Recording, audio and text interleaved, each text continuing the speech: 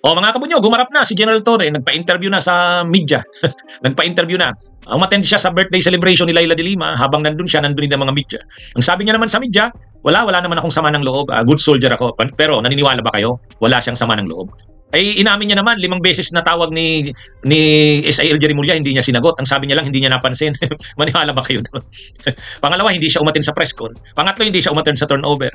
Kaya lang nanahimik na lang siya kasi ayaw niyang mag-komentaryo. Ayaw niya rin na magsalita. Actually, wala naman siyang comment pa. Sabi niya maglalabas na lang siya ng statement sa susunod na mga araw. Pero ang sabi niya lang, okay lang siya.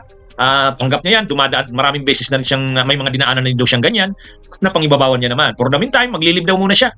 At bukas naman siyang tumanggap ng posisyon, hindi niya pa daw alam kung ano yan, kaya wag niya daw muna, ayaw niya daw na pangunahan kung ano nga ba talaga yan. Anyway, yan ang nangyari kay General Torre, pero yun na nga, nakakalungkot naman, bakit binastos pa siya at napahiya. Mabuti na lang, gentleman si General Torre, an officer in a gentleman. Hindi siya pumatol, hindi siya nagsalita ng masama, hindi siya nagalit, pero hindi naman totoong hindi siya sa tingin natin, hindi naman totoo yun.